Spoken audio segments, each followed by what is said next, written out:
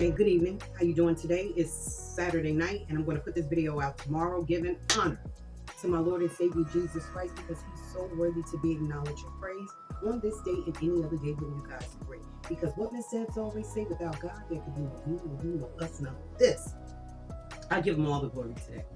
Getting over this flu, so I'm in a positive mindset. I'm just ready for it to be done and over with. God said in His time, everything happens for a reason. Okay, so today my discussion is on being proud of who you are and where you come from, and also what you stand for. And with me saying that, I'm talking about somebody that comes to mind whose birthday was just January 15th, Dr. Martin Luther King. He was very prominent in our era, as far as like in a black movement and, getting through all the obstacles in life that we had to get through. Now, look, I'm up here. I'm a child of God. I don't point fingers at anybody. I mean, I speak the truth. Maybe some people can't take it or some people don't want to hear it, but it's not a battling thing where I'm trying to nail something, in a person's head to say, everybody know what we went through as a people, as black people and brown people. We struggled. We went through a lot. And I can even tell the story on how my journey started when I came through the world. But let's get started on Dr. Martin Luther King. Dr. Martin Luther King was a great man. I'm sure he had flaws. We all do. None of us are perfect. Nobody is perfect in the sight of God's eyes because we're human. We come from flesh and blood. Now, did you know? I'm going to give you, Ms. Debs always want to keep you in the now and tell you about things. This is something that I just found out myself. Did you know that Martin Luther King was a proud Republican? I never knew that. The Republican Party was founded as the Anti-Slavery Party in 1854. Didn't know that. The Republican Party had championed freedom and civil rights for blacks. It was the Democrats who fought to keep blacks in slavery and passed the discriminatory black codes and Jim Crow laws. And you know what?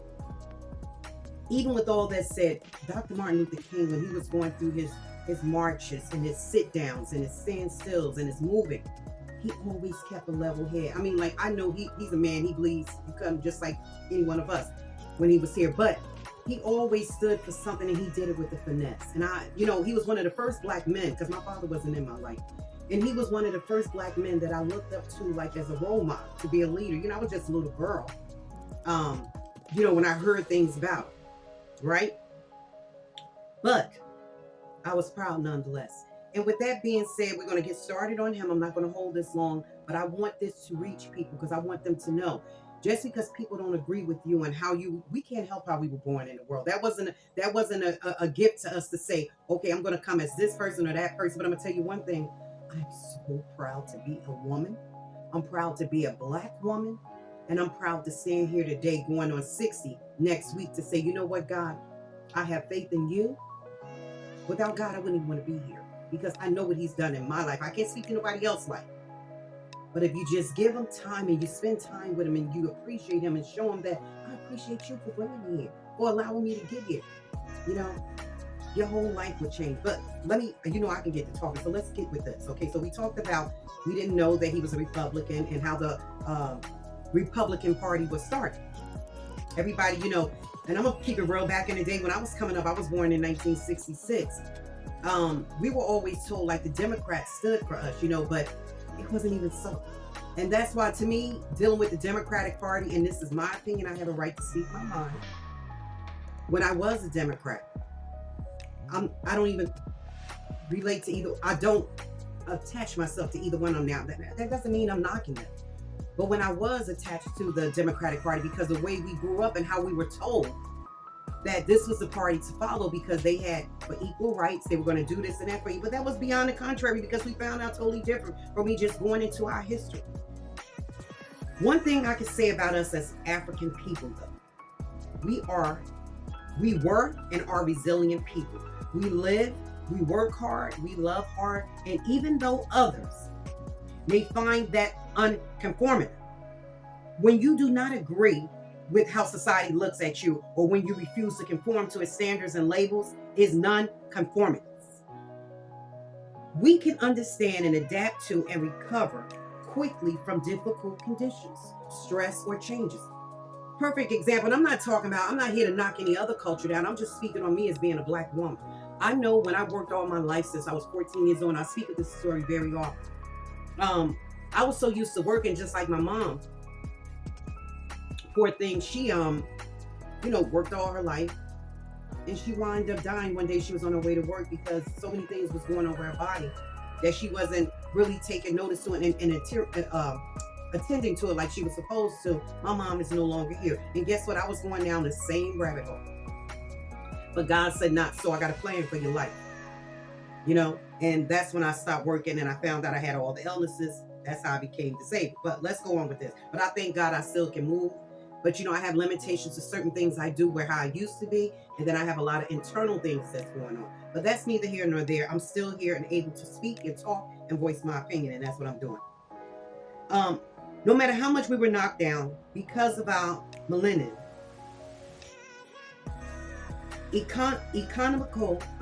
economical status, or how we were brought up, or how we live, we always have to prove ourselves over and over again. And I can speak on that because I've been through it. So I'm living proof to say that this is so. I'm here to say today, like I said, that I'm proud. I'm so proud that the good Lord has made me to be the woman that I am today. So, we complain and we bellyache, and that's with all people. It doesn't matter what color skin you are. We complain and we bellyache when things don't go our way. But when I look back at my life and I feel that God sat me down at a certain point in my life to walk for Him, I get the bigger picture now. There was a reason why I went through the things that I went through. There was a reason why certain doors wasn't open for me. There was a reason why certain doors closed for me. Like me no longer working on a job that I was on for almost 20-some years, and was in that field for almost 3/4 of my life. So I feel like this. Everything, I believe in my heart, this is my opinion, I believe that everything happens for a reason. If I would have been still working, I wouldn't have had time for God the way that I really can get in tune with Him now, because I had so many other things cluttering my mind, my thoughts, how I reacted and responded to certain things, because my mind was so focused on working to keep a roof over my head for me and my family and keep the bills paid. But I can even thank Him for my struggles, because I'll say again, it has made me into who and what I am today. I had to struggle all my life. I don't make excuses for it. I don't look for a pity party. I came into the world with an explosive jolt when I was making my way down my mom's birth canal. Don't know what I was coming into pertaining to the world and who I was to become in a world where, when I came into the world, we wasn't the end folks. We wasn't the type that people looked down on us. People judged us because of the color of our skin. They judged us how we spoke, how we walked. But I can say this about Black people. Black people are so, they can get through anything. With any status of people, no matter what's your gender, what's your color, what's your political party, we all have our flaws. We all have our good, things that we bring to the table.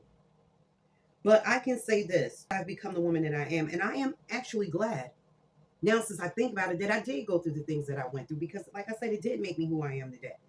I felt overlooked sometimes in the world, especially on the work front. Oh my God. And it's not a pity party, like I say. I'm just telling you how we can be resilient people. White people, European people, all color people are the same way. But I'm talking about my nationality. I have felt overlooked and unimportant, and considered to be just another little brown Black girl. And I went through things like that. And that's how I was seen in a lot of places and in the work front. And I'm just keeping it real because I experienced. I know what I experienced. That I journeyed in, that I would not be wanted or accepted to speak on certain circumstances. Didn't know that I was meant to go down society's rabbit hole. And boy, did I go through it. From working on a job, being always feeling that I had to be on a defensive arena, that I had to be on my P's and Q's and stand on my toes and say the right things and blend in with the crowd, because you didn't want to lose your job. But then I was, my marriage had dissolved then, and I was a single woman taking care of my kids, and I don't blame nobody for that. That's what I went through. That's my life. But feeling like I was working in modern day slavery sometimes. I always had to clean up the slack. That's the way I felt. I always felt that I was carrying someone else's weight. But I'm sure other nationalities go through the same thing, But I just that came to me speaking on dealing with the Martin Luther King situation, you know, how he stood up for equal rights and equality. And he wasn't prejudiced. He had white people marching with him. He had all types of different people marching with him. He he was just a black man, and he knew the mistreatment and the unjust that was going on with black people. And I feel that at one time, I'm not gonna say I didn't value myself because I always stood for what I believed in and stuff like that. But when you're working in a society where you're the minority and they're the majority, sometimes you have to squeeze in to feel accepted and to feel like you know, I'm going through it right now, but I'm going to play the role and play the game so I can get ahead in life. But I just want to tell you folks that I am a proud black woman. And I never felt ashamed of where I came from. I never felt ashamed because I was, you know, clothed in the skin that I'm in. And I always felt like whoever can't accept it, you don't have to deal with it. I don't make excuses for who God made me to be or what color I came out to be. I love it. But I know a lot of people have been tarnished and, you know, they feel low self-esteem because of things that we went through as a whole as people of color and how we were treated. But I just want to let you know, I'm sorry about that, guys. I had to get a phone call, but I don't want to get off course, but I just wanted to tell you that, you know, God is awesome, because if it wasn't for God getting me through a lot of things that I've been through in my life, and I connect Martin Luther King with God because I know he made mistakes as a man. I'm pretty sure. I know he did. But it's just that he stood for something, you know, and he wouldn't let it go, and he had his hand on it, and he was like, I'm going to see this through. And he loved everybody. He loved all people. He didn't care what your color was. He just was standing for us as a people because we were the outcasts in society. Not saying no other race didn't go through it, but I'm speaking on my people now, you know, as far as what we went through and the color of the umbrella I was born under.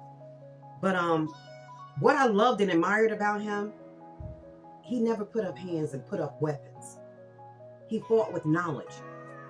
He knew we were being unjust. He knew things in the world wasn't right like it should be, you know, but he always stood for something. And I always have the saying, you'll stand for something and fall for anything.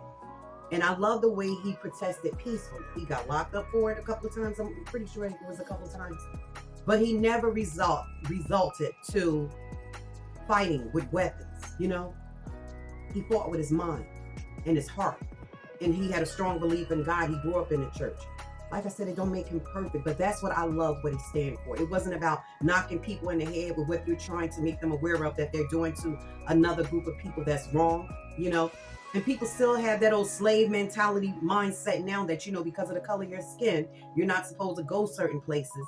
You're not supposed to interact at certain events and things like that. And you're not supposed to be in this neighborhood or working here, or you're not supposed to have this house and that. Black people are one of the most resilient people. And they're conformists. That's what I said earlier, because no matter how society looks at us, we always have a way to bounce back.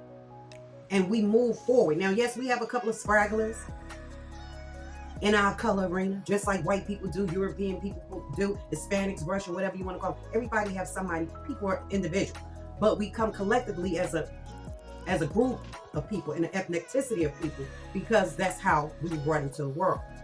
But I love the way we bounce back from troubles and heartaches. And even like I was going to the part about my job and I got disrupted. Even though I went through a lot of things on the work front, and as I was coming up in the world, my mom had told me this story, and I wasn't even going to share it with you guys. I think I shared it before, but to let you know, I came in the world with prejudice because I was born in 66 down in North Carolina, but I came up here 5 to 6 months with my mom, and I never went back to North Carolina. But I'm just saying, my mom was ready to go on and do another life, you know, live another way of living and another atmosphere, another place of living. But when my mom had me, she said the doctor was so irate because he had blood on his scrub outfit. Now, you in the field, you're a doctor. If you have to operate on people, whether you're an obstetrician, pediatrics, whatever, you have to operate on people. Blood's going to squirt. You're going to get blood and stuff like that. But he was so irate with my mom, and, oh, look at this, you got blood all on me. When my mom told me that, she didn't tell it to deter me or make me feel ashamed or something like that. She told it to me to let me know there are different types of people in the world that you have to watch out for. And whether we want to admit it or not and put blinders on and act like it don't exist, racism exists.